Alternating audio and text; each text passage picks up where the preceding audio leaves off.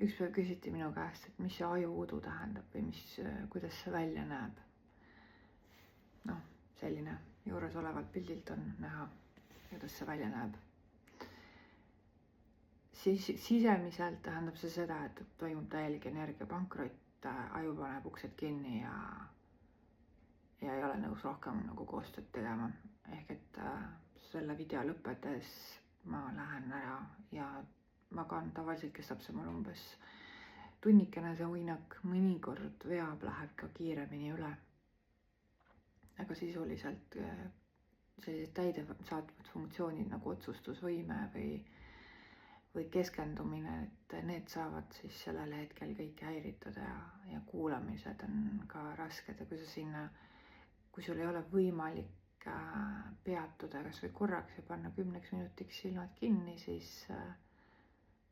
on väga halb olla, et ühel hetkel füüsiliselt tekib ka iiveldus, võib-olla tasakaaluhäired. Et see on nagu selle neuroerinevuse üks näete, mul on keeruline rääkida, pean topelt mõtlema ja pingutama ennast selleks, et suudaks üldse mingit lauset vormida. Igatahes, ühesõnaga, selline see ajuudu on. Ma ise ennast, seda käib mulle loomulikult see käib mulle närvidele. Aga ma ise sellest enam väga ei heitu ja ma olen sellega harjunud, ma olen kohanenud, mul on autos olemas magamiskott ja väikene kaisukaru, mis on siis padja eest ja mul on lapsed on ka harjunud, et mõnikord on meil vaja pausi ja see on kõigi tervise huvides.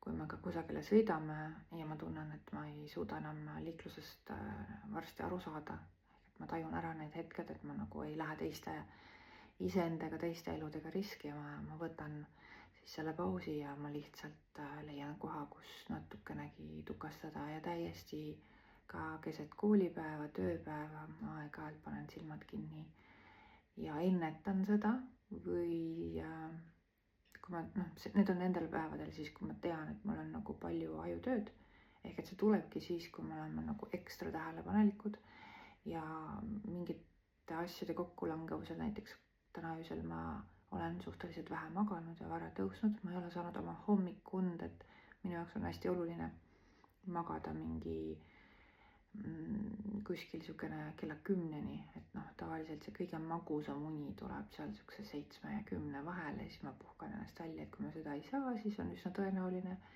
et ma saan päeva jooksul selle unehoo või ajuudu. Ja kui ma siis ennast ei kuula ja surun edasi, siis see tavaliselt lõpeb mingi meeletu iiveldusega ja ma enam ei tea, mis ma teen või kus ma seisan või milleks ma üldse olen. Et sinna seisundisse ma nagu enam ennast ei lase, et lapsed olid väiksemad, siis mõnikord ei olnud võimalust lihtsalt valida, et sa pidid selle beebiga tegelema. Ja kuidagi läbi udu, et see ongi nagu selline tunne, nagu sa magaksid, reaalselt lihtsalt magad. Püstijalu. Et kuskil ja näed et kõik, mis su ümber nagu toimub, see on selline unenäoline, kummaline maailm. Ma arvan, et tavaline inimene, kes ei koge neid ajuudu hooge, purjus olek tõenäoliselt vist on kõige paremini võrreldav. Igatahes nüüd ma lähen magama, sest mul on täna veel asju teha ja ma olen nendest väga põnevil. Ja ma üldse ei viitsiks magada, sest see on ajakulu ja nagu mu tütar kunagi ütles, magamine, see on nii igav. Tšau.